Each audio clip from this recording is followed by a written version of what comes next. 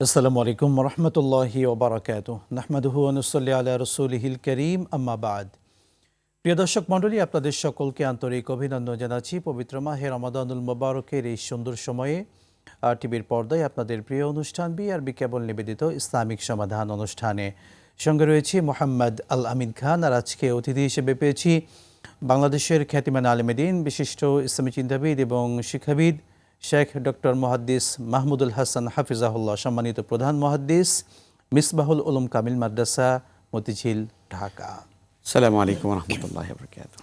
ওয়ালাইকুম আসসালাম ওয়া রাহমাতুল্লাহ। শেখ কেমন আছেন? আলহামদুলিল্লাহ, আপনি কেমন আছেন? আলহামদুলিল্লাহ, আপনাকে অভিনন্দন জানাচ্ছি আজকের আয়োজনে। শুকরান। দর্শক শ্রোতা, এই সুন্দর অনুষ্ঠানে আপনারাও আপনাদের জীবনের যে কোনো বিষয়ের ইসলামিক সমাধান পেতে পারেন। ইসলামিক সমাধান পেতে স্ক্রিনে দেখানো নাম্বারে ফোন করুন। সম্মানিত অতিথি কোরআন সুন্নাহর আলোকে সবগুলো প্রশ্নের উত্তর দেবেন ইনশাআল্লাহু তাআলা। প্রিয় দর্শক, আজকে আমরা কথা বলতে চাই মুসলিম উম্মার ঐক্যের গুরুত্ব এবং প্রয়োজনীয়তা নিয়ে। আন্তর্জাতিকভাবে বিশ্বে মুসলিম যেখানে আছে, মুসলিমদের বর্তমানে এই সময়ে একসঙ্গে থাকা, ঐক্যের যে গুরুত্ব, চলুন সম্মানিত অতিথির কাছ থেকে বিস্তারিতভাবে আমরা শুনে আসি।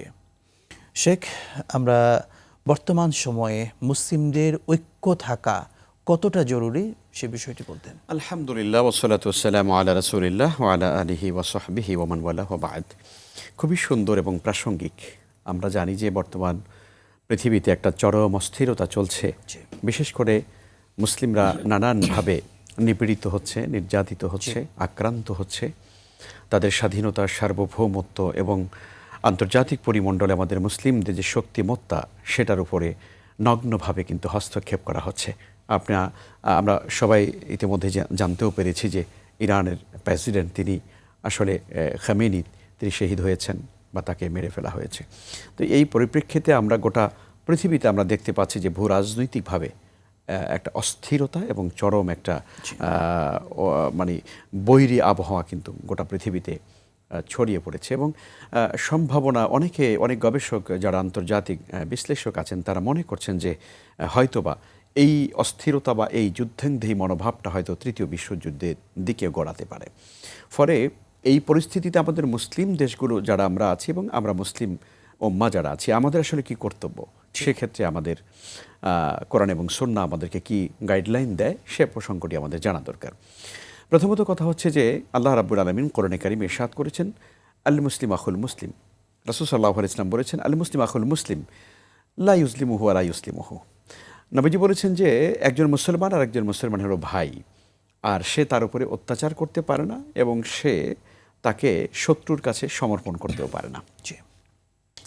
এই জন্য কোরআনে কারিমের মধ্যে ঠিক মুসলমানদের ভ্রাতৃত্ব সম্পর্কে আল্লাহ তাআলা বলেছেন, ইন্নামাল মুমিনুনা ইখওয়া, ইন্নামাল মুমিনুনা ইখওয়া ফাসলিহু বাইনা আখওয়াইকুম। মুমিনরা পরস্পরে ভাই ভাই, এবং তারা যেন তাদের একে অপরের ভিতরে পারস্পরিক সম্পর্কের কোনো অবনতি হলে তারা যেন সেটাকে ইসলাহ করে নেয়, সংশোধন করে নেয়। তো কোরআনে কারিমের এবং এই আয়াত এবং হাদিসের আলোকে আমরা যেটা বুঝতে পারি যে আসলে আমরা মুসলমানরা একটা দেহের মতো, একটা সত্তা, একটা জাতিসত্তা। আমরা গোটা পৃথিবীর মুসলমানরা একটা দেহের মতো। এটাও হাদিসের মধ্যে এসেছে। নবীজি সাল্লাল্লাহু আলাইহি ওয়াসাল্লাম ইরশাদ করেছেন, আল মুসলিমু কাজাসাদিন ওয়াহিদ। গোটা দুনিয়ার মুসলমানরা একটি দেহের মতো। ইজাশতাকাত আইনুহু ইশতাকাত কুল্লুহু। অর্থাৎ কোনো একটা দেহের মধ্যে যখন আপনার চোখে ব্যথা হয়, তখন তার গোটা দেহের মধ্যে ব্যথাটা অনুভব করে। ঠিক তেমনিভাবে গোটা পৃথিবীর কোনো মুসলমান যারা কালিমা লা ইলাহা ইল্লাল্লাহতে বিশ্বাস করে, আমরা এখানে হয়তো এখন বলছি কে শিয়া, কে সুন্নি, অমুক ইত্যাদি বলে আমরা আকীদার বিষয়টাকে এখানে আমরা সামনে আনছি। কিন্তু আমরা কি এই চিন্তা করি না যে একদম প্রকাশ্যভাবে একজন ব্যক্তি আল্লাহকে মানছেন না, আল্লাহকে স্বীকারই করছেন না, তিনি অবিশ্বাসী, তিনি কাফের, তাই না? আর একজন মানুষ তিনি আল্লাহকে বিশ্বাস করছেন, আল্লাহকে স্বীকার করছেন। হতে পারে তার বিশ্বাস আকীদার মধ্যে কোনো ত্রুটি হয়তো আমার সঙ্গে থাকতেই তো পারে, কিন্তু এই ক্ষেত্রে আমি মুসলিম হিসাবে আমার সমর্থন, আমার সহযোগিতা, আমার পরামর্শ, আমার বুদ্ধি, আমার সব কিছু আসলে কার সঙ্গে যাবে, এটাও তো একটা গুরুত্ব। নিঃসন্দেহে সেই বিষয়টি শেখ শুনবো। দর্শক আছেন। আসসালামু আলাইকুম ওয়া রাহমাতুল্লাহ। দর্শক, নাম বলে আপনার মাসালাটি বলুন। ওয়ালাইকুম আসসালাম। জি হুজুর, রমজান মাসে কিভাবে চোখের জেনা থেকে বাঁচা যায় এবং তার জন্য কোনো কি দোয়া আছে কিনা? বুঝতে পেরেছি, সঙ্গেই থাকুন। শেখ, বুঝতে জি। পেরেছেন। অনেক ধন্যবাদ দর্শককে। হ্যাঁ, রমাদান আল মোবারক আসলে আমাদেরকে চোখের জেনা শুধু নয়, চোখের জেনা, হাতের অপরাধ, পায়ের অপরাধ, মস্তিষ্কের অপরাধ, চিন্তা শক্তির অপরাধ, সমস্ত অপরাধ থেকে আমাদেরকে হেফাজত করে। আর এটা যদি না করে তাহলে রমাদান আসলে কাঙ্ক্ষিত যে লক্ষ্যে আমাদের পৌঁছাতে চায় সেখানে আমরা পৌঁছতে পারবো না। নবীজি সাল্লাল্লাহু আলাইহি ওয়াসাল্লামের সেই বিখ্যাত হাদিস যে ইন্নাল্লাযী রাসূল সাল্লাল্লাহু আলাইহি ওয়াসাল্লাম বলেছেন যে ব্যক্তি রোজা রাখলো অথচ সে পানাহার, মান লাম ইয়াদা কাওলা যুরি ওয়ালা আমালা বিহি ফালাইসা লিল্লাহি হাজাতুন ফিহি আইয়াদা তাআমাহু ওয়া শারাবা। নবীজি বলেছেন যে ব্যক্তি রমজানে রোজা রেখেছে অথচ পানাহার বর্জন করেছে কিন্তু তার অঙ্গ প্রত্যঙ্গ অন্যান্য বিষয়গুলোকে সে অপরাধ থেকে মুক্ত করাতে পারেনি এবং তার জবান দিয়েও সে মিথ্যা কথা বলা বন্ধ করেনি, কাজেই তার এই রোজা বা সিয়াম কোনো উপকারে আসবে না। তো দর্শক যেটা বললেন যে চোখের জেনা, দর্শক এটা শুধু রমজানের সাথে রিলেটেড না। প্রথম কথা হলো এটা শুধু আমাদের রমজানেই যে আমাদের চোখকে হেফাজত করতে হবে বা হাত পা হেফাজত করতে হবে, অঙ্গ প্রত্যঙ্গ সংযত রাখতে হবে, ব্যাপারটা এরকম না। একজন মোমেন, একজন মুসলিম গোটা জীবনের জন্যই কিন্তু তার অঙ্গ প্রত্যঙ্গগুলোকে আল্লাহ নির্দেশিত পন্থায় পরিচালিত করতে হবে। কারণ কোরআনে কারিমে আল্লাহ তাআলা বলেছেন ইন্নাস সামআ ওয়াল বসরা ওয়াল ফুয়াদা কুল্লু উলাইকা কানা আনহু মাসউলা। আল্লাহ বলছেন নিশ্চয়ই তোমাদের হাত পা অঙ্গ প্রত্যঙ্গ চক্ষু সবকিছু এবং এমনকি অন্তরাত্মা পর্যন্ত কাল কিয়ামতের দিন আল্লাহ রাব্বুল আলামিনের কাছে জিজ্ঞাসিত হবে। ফলে এই মাসালাটা আমাদের গোটা জীবন ব্যাপী। আমি উত্তরটি আরো বলবো ইনশাআল্লাহ যদি দর্শক এসে থাকে। দর্শককে যুক্ত করছি ইনশাআল্লাহ। আসসালামু আলাইকুম ওয়া রাহমাতুল্লাহ। দর্শক বলুন, কে আছেন? ওয়ালাইকুম আসসালাম। আসসালামু আলাইকুম। ওয়ালাইকুম আমি আসসালাম। ঢাকা থেকে বলছিলাম। আমার দুইটা প্রশ্ন আছে। প্রথম প্রশ্নটা হচ্ছে, আমার আব্বু অসুস্থ, প্রথম 10টা রোজা রাখতে পেরেছেন, তার পরের গুলো ডাক্তার বলছেন যে না রাখার জন্য। এক্ষেত্রে বাকি 20টা রোজার কাফারা দেওয়ার সঠিক নিয়মটা কি? তিনি কতটা আর অসুস্থ? আরেকটা বোন, প্রশ্ন হচ্ছে, আমাকে শুনতে পাচ্ছেন? আপনার বাবা জি জি, কেমন অসুস্থ? ওনার হার্ট ব্লক। আচ্ছা, বুঝতে পেরেছি। জি, আর দ্বিতীয় প্রশ্ন আরেকটা বলুন। প্রশ্ন হচ্ছে, আমার মেয়ের বয়স হচ্ছে 3.5 বছর। তো ওর হচ্ছে কিছু গহনা আছে এবং ওর ইন্স্যুরেন্সে কিছু টাকা জমা আছে। তো এই টাকার কি জাকাত কি আমরা দিব কিনা, আমাদের দিতে হবে কিনা? ওর বয়স তো, ও তো নাবালক। আচ্ছা, গহনার মালিক কি সন্তানকে বানিয়ে দিয়েছেন না এখনো মালিক আপনি আছেন? আচ্ছা, বুঝতে পেরেছি, সঙ্গেই থাকুন। শেখ, প্রথম প্রশ্ন ছিল জি, তাহলে সেখানে একটু উত্তর আমরা সম্পর্ক আরেকটু বলি। তাহলে আমাদের গোটা জীবনব্যাপী আমাদের অঙ্গ প্রত্যঙ্গগুলো হেফাজত করার ব্যাপার আল্লাহ তাআলা যেমনটা কোরআনে কারিমে বলেছেন কুল্লিল মুমিনিনা ইয়াগুদ্দু মিন আবসারিহিম, হে নবী আপনি বলে দিন মোমেন পুরুষদেরকে তারা যেন তাদের চক্ষুকে নিম্নগামী রাখে। তাহলে চোখের জেনা থেকে হেফাজতের জন্য আমাদের চোখকে সবসময় সংযত রাখার চেষ্টা করতে হবে। বেগানা নারী অথবা অন্য কোনো যার সঙ্গে আমার দেখা দেওয়া বৈধ নয় এমন কাউকে দেখলে আমি অবশ্যই চোখকে সংযত করব। হ্যাঁ, চলতে গেলে তো আমার নজর একটা পড়ে যেতেই পারে, তাই না? কিন্তু আমি দ্বিতীয় নজর দিয়ে তাকাবো না, লম্বা নজর দিয়ে তাকিয়ে থাকবো না, বরং আমি সঙ্গে সঙ্গে আমার দৃষ্টিকে অবনত করব। এটাই হলো আমার বেঁচে থাকার একটা উপায়। দর্শক বলেছেন দোয়া করার, কি দোয়া করতে পারি আমরা? দেখুন, এই দোয়াটি আপনি করবেন সকাল সন্ধ্যা যখনই আপনার মনে হয় আল্লাহুম্মা ইন্নী আসআলুকাল হুদা ওয়াত-তুকা ওয়াল আফাফা ওয়াল গিনা, আল্লাহুম্মা ইন্নী আসআলুকাল হুদা ওয়াত-তুকা ওয়াল আফাফা ওয়াল গিনা। আর যখনই আপনার হৃদয়ের ভিতরে শয়তানের ওয়াসওয়াসা আসবে তখন আপনি বেশি বেশি করে আউযু বিল্লাহি মিনাশ শাইতানির রাজিম পড়বেন। অধিক পরিমাণে লা হাওলা ওয়ালা কুওয়াতা ইল্লা বিল্লাহ এটি পড়বেন। আল্লাহ তৌফিক দিন। আমরা আরো একজন দর্শককে যুক্ত করছি। আসসালামু আলাইকুম, কে আছেন বলুন দর্শক? আসসালামু আলাইকুম, আমি আসাদুজ্জামান বলছিলাম। জি, বলুন। আমরা রমজানে যখন কোনো অপারেশন ভাই, আপনার কথাগুলো অস্পষ্ট এসেছে, আবারও প্রশ্ন করবেন। কথাগুলো অস্পষ্ট পাচ্ছি আমরা। আপনার টেলিভিশনের ভলিউমটা কমিয়ে নিয়ে প্রশ্ন করুন আরেকবার। বলুন।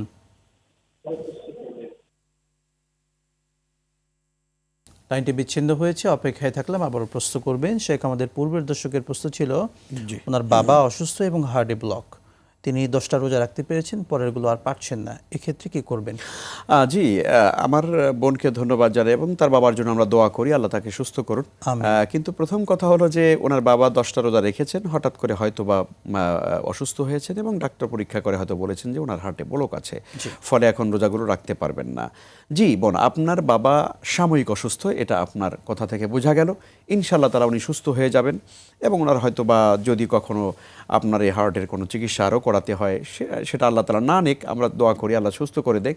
ইনশাআল্লাহ উনি সুস্থ হয়ে গেলে রমজানের পরে বাকি রোজাগুলো উনি কাজা করে দিবেন। যতগুলো রোজার ভাঙতি পড়বে প্রত্যেকটা রোজা উনি কাজা করে দিবেন। জি, শেখ, এক্ষেত্রে ফিদিয়ার যে ব্যাপারটি আছে, ফিদিয়া কখন দেবেন? না, উনি ফিদিয়া দেবেন না। কারণ হলো কি, ফিদিয়া হচ্ছে সেই সকল অসুস্থ মানুষের জন্য যারা আসলে কখনই আর সুস্থ হওয়ার সম্ভাবনা সুস্থ হওয়ার নেই। সম্ভাবনা নেই। চিররোগা যাদেরকে আমরা বলে থাকি, বয়সের ভারে একেবারেই দুর্বল, ওনাদের সুস্থতা আর অসুস্থতা একই মানে রমজান আর বিনা রমজান একই রকম যায়। ফলে এই মানুষগুলোর জন্য প্রতিটা রোজার জন্য ফিদিয়া দিতে হবে। কিন্তু যারা সাময়িক অসুস্থ, সুস্থ হয়ে যাবেন ইনশাআল্লাহ তাআলা, তাদের জন্য ফিদিয়া নয়, তারা সুস্থ হয়ে বাকি রোজাগুলো কাজা করবেন। বারাকাল্লাহু ফিক। পরের প্রশ্ন ছিল আমাদের বোনের মেয়ের, আমরা প্রশ্নটি শুনবো কিন্তু বিরতি থেকে ফিরে এসে ইনশাআল্লাহ। শেখ, দর্শক মণ্ডলী, RTVর পর্দায় আপনারা উপভোগ করছিলেন আপনাদের প্রিয় অনুষ্ঠান বিআরবি কেবল নিবেদিত ইসলামিক সমাধান। সময় হলো এই পর্যায়ে ছোট্ট বিরতির, সঙ্গেই থাকুন, ফিরছি ইনশাআল্লাহ।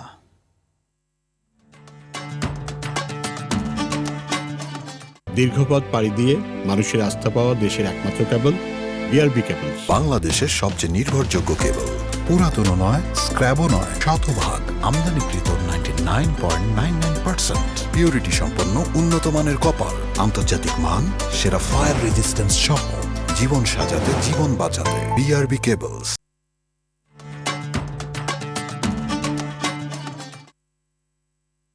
বিরতির পর আবারও স্বাগত জানাচ্ছি প্রিয় দর্শক মণ্ডলী আপনাদের সকলকে RTVর পর্দায় আপনাদের প্রিয় অনুষ্ঠান বিআরবি কেবল নিবেদিত ইসলামিক সমাধান।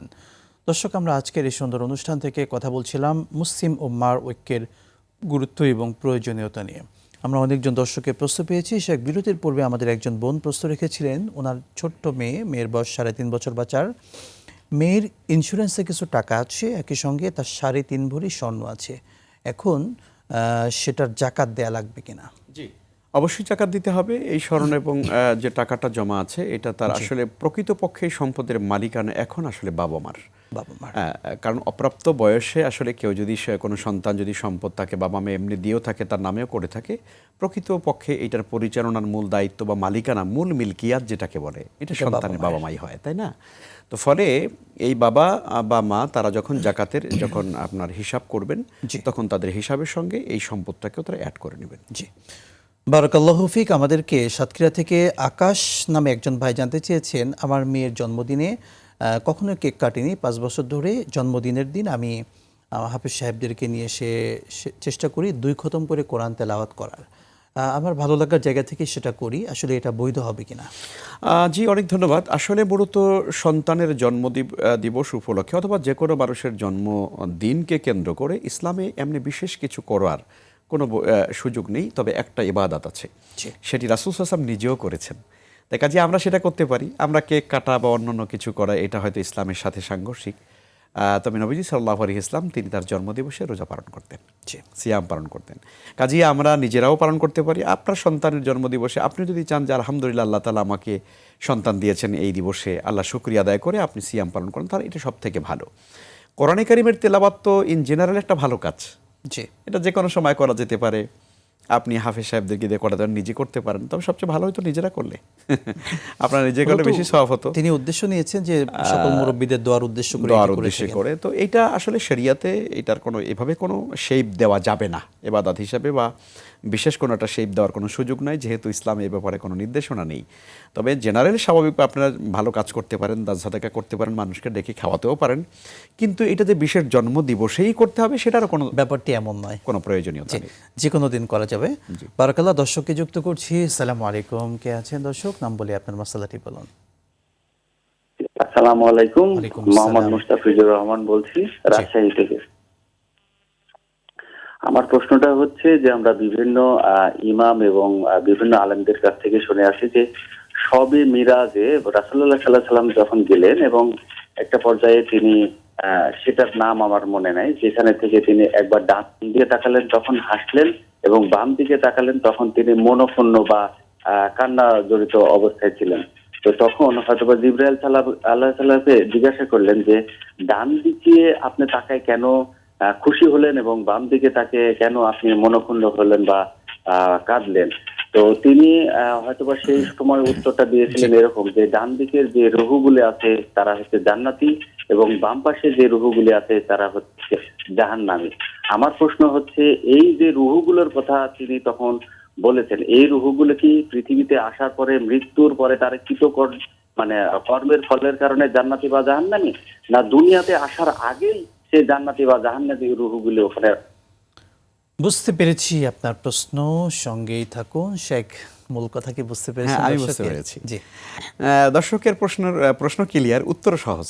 জি আসলে কোনো মানুষ মানে ডান দিকের রুহগুলো জান্নাতি, বাম দিকের রুহগুলো জাহান্নামী, এটা এই বলার কারণে অথবা এভাবে করে তাদেরকে আলাদা করে রাখবার কারণেই তারা পৃথিবীতে এসে খারাপ কাজ করে তারা জান্নাতে জাহান্নামে যাবে, ব্যাপারটা এরকম না। এমন নয়। আল্লাহ সুবহানাহু ওয়া তাআলা মানুষদেরকে সৃষ্টি করার পরে এই পৃথিবীতে পাঠিয়েছেন। আল্লাহ বলে দিয়েছেন যে ফাইম্মা ইয়াতিয়ান্নাকুম মিন্নি হুদান ফামান তাবিআ হুদায়া ফালা খাউফুন আলাইহিম ওয়া লা হুম ইয়াহজানুন। এরপরে আল্লাহ বলেছেন যে আমি তোমাদের সামনে হেদায়েতের রাস্তাও পরিষ্কার করে দিয়েছি। ইন্না হাদাইনাহুস সাবিলা ইম্মা শাকিরা ওয়া ইম্মা কাফুরা। আমি তোমাদের সামনে সঠিক রাস্তা দিয়েছি, এখন যে চায় আমার সঠিক রাস্তায় উঠবে সে শাকের মানে শকরগুজার বান্দা হবে, আর কেউ চাইলে সে আমার নাফরমানি করবে। এবং বান্দাকে হেদায়াত, কোনটা গোমরাহি, কোনটা আলো, কোনটা অন্ধকার, কোনটা ইসলাম, কোনটা আপনার গায়ের ইসলাম, কোনটা আল্লাহর পথ, কোনটা শয়তানের পথ, আল্লাহ কিন্তু পরিষ্কার করে দিয়েছেন। কিভাবে? নবী আম্বিয়া আলাইহিমুস সালামদের মাধ্যমে এবং আসমানি কিতাবের মাধ্যমে। এবং সেটা আবার বোঝার জন্য আপনাকে আমাকে কি দিয়েছেন? বিবেক দিয়েছেন, আকল দিয়েছেন, দিমাগ দিয়েছেন, এবং সেই সঙ্গে যে কোনো কর্ম করার, ভালো এবং মন্দ কর্ম করার স্বাধীনতাও দিয়েছেন। তারপরে সব কিছু আল্লাহ তাআলা সেট আপ করে দিয়ে এবার আল্লাহ তাআলা ছেড়ে দিয়েছেন, এবার তুমি বুদ্ধি খাটিয়ে ভালো কাজ করে আমার জান্নাতে আসো, খারাপ কাজ করলে জাহান্নামে যেতে হবে। ফলে আল্লাহ রাব্বুল আলামিন এই যে দুটো ভাগে ভাগ করেছেন এবং নবীজিকে সেটা দেখিয়েছেন, এইটা দেখাবার কারণেই যে পৃথিবীতে মানুষ এসে জাহান্নামে যাবে অথবা জান্নাতে যাবে, ব্যাপারটা এরকম নয়। বরং মানুষ অবশ্যই তার কৃতকর্মের কারণেই জান্নাতি হবে, কৃতকর্মের কারণেই সে জাহান্নামী হবে। বারাকাল্লাহু ফিক। শেখ, আমরা মূল টপিকে ফিরে যেতে চাই। মুসলিমদের ঐক্যের গুরুত্ব নিয়ে বলছিলেন। বর্তমান সময়ে একটি বিষয় শেখ, সবাই বলে আমাদের পশ্চিমা বিশ্বগুলো যারা নন মুসলিম আছে, যারা ইসলামকে একটু নাক সিটকায়, তারা বলে ইসলাম নাকি যুদ্ধ চায়, শান্তি কখনো চায় না। প্রকৃতপক্ষে ইসলাম কি শান্তি চায় নাকি যুদ্ধ চায়? না, ইসলাম আসলে কখনো যুদ্ধ চায় না। আপনি নবীজি সাল্লাল্লাহু আলাইহি ওয়াসাল্লামের শেখ, জীবন আমরা একজন দেখেন। দর্শককে নিয়ে এরপর ইনশাআল্লাহ, শুনবো ইনশাআল্লাহ। ইনশাআল্লাহ। আসসালামু আলাইকুম ওয়া রাহমাতুল্লাহ। দর্শক কে আছেন বলুন। জি, আমি আরিফ বলছি ঢাকা থেকে। জি আমার কোয়েশ্চেন হচ্ছে যে হাতে ক্যানোলা পরে আমরা কি নামাজ এবং রোজা রাখতে পারব কিনা? বুঝতে পেরেছি ভাই। শেখ, হাতে ক্যানালা পরে নামাজ এবং রোজা রাখা যাবে কিনা? কোনো অসুবিধা নেই ইনশাআল্লাহ তাআলা। কেননা পরে আপনি ওই অবস্থায় হয়তো ওই জায়গাতে পানি আপনি ইউজ করতে পারবেন না, এই জায়গাটাতে হয়তো আপনাকে শুকনা রাখতে হবে। তো আপনি অন্য অন্য অঙ্গ প্রত্যঙ্গগুলো ধুইবেন, ওই জায়গাটাতে হালকা করে আপনি একটু পানির শ্বেত রেখে ওইটাকে একটু হালকা মাছে করে যাবেন ইনশাআল্লাহ তাআলা। এবং এই অবস্থায় আপনার নামাজও হবে, আর এটা রাখা অবস্থায় আপনার রোজা রাখতেও কোনো অসুবিধা নেই, রোজা হয়ে যাবে ইনশাআল্লাহ। বারাকাল্লাহু ফিক। শেখ, আমরা মূল টপিকে যেমনটি শুনছিলাম, জি, আসলে নবীজি সাল্লাল্লাহু আলাইহি ওয়াসাল্লাম যখন মক্কা থেকে 13টি বছর যখন মক্কায় তিনি দাওয়াত দিলেন, সেখানে আমরা দেখেছি, কারণ আমাদের সকল ইসলামী বা মুসলিম উম্মার মূল আইডিওলজিক্যাল আসলে প্ল্যাটফর্মই হচ্ছে কিন্তু রাসূল সাল্লাল্লাহু আলাইহি ওয়াসাল্লামের জীবন। লাকাদ কানা লাকুম ফি রাসূলিল্লাহি উসওয়াতুন হাসানা। ফলে আপনি রাসূলের 13টা বছরের মক্কার জিন্দেগি দেখেন, একটা দিন আমার নবীকে মক্কার কুরাইশ বংশের লোকেরা কোনোদিন স্থির থাকতে দেয়নি, শান্তিতে থাকতে দেয়নি। প্রতিটা মুহূর্ত, প্রতিটা দিন, প্রতিটা ক্ষণ আমার নবীজিকে কষ্ট দিয়েছেন, সাহাবায়ে কেরামদেরকে কষ্ট দিয়েছেন তারা। 13টি বছর পরে নবীজি সাল্লাল্লাহু আলাইহি ওয়াসাল্লাম যখন মক্কা থেকে মদিনা চলে গেলেন, সেখানেও আমরা দেখলাম যে মদিনাতে গিয়ে নবীজি যখন একটা শান্তিপূর্ণ সুন্দর একটা কল্যাণ রাষ্ট্র গঠন করবার যখন চেষ্টা করছিলেন, ঠিক সেই মুহূর্তে আবার মক্কার লোকেরা সেই মদিনার উপরে কিন্তু তারা চড়াও হলো এবং আক্রমণ করবার জন্য তারা কিন্তু চেষ্টা করলো। শেখ, আমরা শুনবো, দর্শক আছেন। ইনশাআল্লাহ। আসসালামু আলাইকুম ওয়া রাহমাতুল্লাহ। দর্শক, মাসআলাটি বলুন, কে আছেন? আসসালামু আলাইকুম, আমি আসাদ বলছিলাম সিলেট থেকে। ওয়ালাইকুম আসসালাম। আমার প্রশ্নটা হচ্ছে রমজানে যদি আমাদের শরীরের কোনো ছোটখাটো সার্জারি করা লাগে, যদি কোনো ছোট টিউমার বা লাইপোমা এই টাইপের কিছু, তাহলে কি আমাদের রোজার কোনো সমস্যা হবে কিনা? সেক্ষেত্রে যদি রক্তপাত হয় আমাদের রোজার কোনো সমস্যা হবে কিনা? খুবই গুরুত্বপূর্ণ প্রশ্ন ভাই, সঙ্গেই থাকুন। শেখ, বুঝতে পেরেছি। জি, আলহামদুলিল্লাহ, প্রিয় ভাইকে জীবন ঘনিষ্ঠ প্রশ্ন। আপনি যদি সার্জারিটা যদি এতটাই মাইনর হয় যে কারণে হয়তো আপনার খুব বেশি অসুস্থ হওয়ার সম্ভাবনা নেই, অনেক বেশি ব্লাড যাবে না, স্বাভাবিকভাবে আপনি সুস্থই মোটামুটি আছেন, একটু দুর্বলতা তো লাগতেই পারে, যেটা আমাদের নর্মালি রোজা রাখলেও লাগে। তো কোনো মাইনর মেজর যদি না হয়, মাইনর অপারেশন যদি হয়, ইনশাআল্লাহ তাহলে এতে রোজা আপনার ভাঙতে হবে না। তবে হ্যাঁ, রোজা আসলে ভাঙা দরকার হবে কি হবে না এটা কিন্তু সংশ্লিষ্ট ডাক্তার এবং যিনি রোগী তিনি কিন্তু বলতে পারবেন। ডাক্তার বলতে পারবেন যে আসলে অপারেশনটার ডেপথ বা গভীরতা কত দূর হবে, সেক্ষেত্রে ব্লিডিং কতটা বেশি হতে পারে বা কম হতে পারে, এটা সংশ্লিষ্ট ডাক্তার ভালো বলতে পারবেন। তবে যতটুকু না আমাদের কাছে জেনারেল যে মাসালা সেটা হলো অপারেশন যদি এই লেভেলের হয়তো ছোট্ট একটা ফোড়া হয়েছে, এটা হয়তো একটু কেটে বের করে হালকা কিছু ব্লিডিং হবে। যেহেতু আমরা জানি যে রমজান মাসে অবশ্য রক্ত দেওয়াও যায়, তাই না? তো অতএব আপনি এই অবস্থায় হালকা কোনো অপারেশন হলে রোজার কোনো ক্ষতি হবে না। অর্থাৎ তিনিই বুঝবেন জি। ব্যক্তি যে আসলে আমার কি সিচুয়েশন হচ্ছে, এই বা surgery আমি বেশি পরে অসুস্থ হয়ে যাচ্ছি কিনা, বেশি অসুস্থ হচ্ছে কিনা। হ্যাঁ, সেক্ষেত্রে কিন্তু অবশ্যই রোগী যদি মনে করেন যে না আমার অসুস্থতার মাত্রা বেশি হতে পারে, বেশি আমি তাহলে অবশ্যই তিনি রোজা ভাঙবেন। জি। জি জি বারাকাল্লাহু ফিক। জি বলছিলেন শেখ। জি, নবীজি সাল্লাল্লাহু আলাইহি ওয়াসাল্লাম তখন আমরা দেখলাম যে মদিনাতেও তিনি গিয়ে যখনই প্রথম বছর হিজরত করলেন, দ্বিতীয় বছরই তাকে সে যুদ্ধের মুখোমুখি হতে হলো, তাই না? আপনি জানেন যে বদর যে ঐতিহাসিক বদর যুদ্ধ এই রমজান মাসে 17 রমজান হয়েছিল বদর দিবস। তো এই বদর নামক প্রান্তরটা কিন্তু মক্কার কাছে না, কিন্তু এটা মদিনার কাছে। তার মানে মক্কার কুরাইশ বংশের লোকেরা ওরা কিন্তু সেই দিকে কিন্তু অগ্রসর হয়েছিল এবং সেই বদর নামক জায়গাতে যুদ্ধ হয়েছিল। নবীজি সাল্লাল্লাহু আলাইহি ওয়াসাল্লাম যখন দেখলেন যে কুরাইশ বংশের লোকেরা আমাদের মদিনার রাষ্ট্র আক্রমণ করবার একটা সমূহ চক্রান্ত এবং পরিকল্পনা তারা করে ফেলেছে এবং ইসলামী রাষ্ট্রকে তারা আক্রমণ করতে চায়, তখন নবীজি সাল্লাল্লাহু আলাইহি ওয়াসাল্লামের সাহাবায়ে কেরাম 313 জন মাত্র ছিলেন। তার যুদ্ধবিদ্যা পারঙ্গম ছিলেন না, পারদর্শী ছিলেন না, তাই না? তাদের কোনো সেরকম কোনো মানে ছিল না, অস্ত্র ছিল না, তাদের কোনো সমরাস্ত্র ছিল না। সব কিছু বাদ দিয়ে তারা কিন্তু চিন্তা করেন যেহেতু আক্রমণ এসেছে অতএব প্রতিহত করতে হবে। তাহলে ইসলাম আমরা জানি যে ইসলাম কখনোই আসলে প্রথমত মানে আক্রমণাত্মক কোনো ভূমিকা ইসলাম থাকে না, সে আত্মরক্ষামূলক জায়গায় থাকে, তাই না? এই জন্য নবীজি ইসলামের বদর যুদ্ধ, ওহুদের যুদ্ধ, খন্দকের যুদ্ধ থেকে শুরু করে যতগুলো যুদ্ধ আপনি দেখবেন নবীজি ইসলাম সবসময় চাইতেন যে যুদ্ধগুলো এড়িয়ে যাওয়া যায় কিনা। আপনি দেখেন সেই জন্য নবীজি কি করেছেন, 6ষ্ঠ হিজরিতে আপনার হুদাইবিয়ার সন্ধি হয়েছে, তাই না? হুদাইবিয়ার সন্ধি হয়েছে, মক্কা বিজয় করেছেন রক্তপাতহীন। নবীজি ইসলাম কখনো চান নাই যে তিনি আসলে কোনো যুদ্ধ হোক। কিন্তু আমরা জানি যে আল্লাহ রাসূল সাল্লাল্লাহু আলাইহি ওয়াসাল্লামের জীবন থেকেই শুরু করে ইসলামের যারা আসলে দুশমন, ইসলামকে যারা সহ্য করতে পারেন না, যারা কুফরি শক্তি, ইসলামী উম্মার যারা ধ্বংস চান, তো এদের মূল কাজটাই হলো যুদ্ধের একটা অবস্থা তৈরি করে দিয়ে তারপরে তারা এখান থেকে ফায়দা গ্রহণ করে। আপনি দেখেন এখনই কিন্তু সেটাই হচ্ছে। ইরান কি আসলে মানে যুদ্ধ চাপিয়ে দিয়েছে? জি, আল্লাহ সুবহানাহু ওয়া তাআলা এই কঠিন সিচুয়েশন থেকে বিশ্বকে হেফাজত করুন, আমিন। বারাকাল্লাহু ফিক শেখ। শুকরান। দর্শক মণ্ডলী, আরটিভির পর্দায় আপনারা এতক্ষণ উপভোগ করলেন আপনাদের প্রিয় অনুষ্ঠান বিআরবি কেবল নিবেদিত ইসলামিক সমাধান। আজকের এই সুন্দর আয়োজন থেকে আজকের মতো বিদায় নিচ্ছি। দেখা হবে আবারও।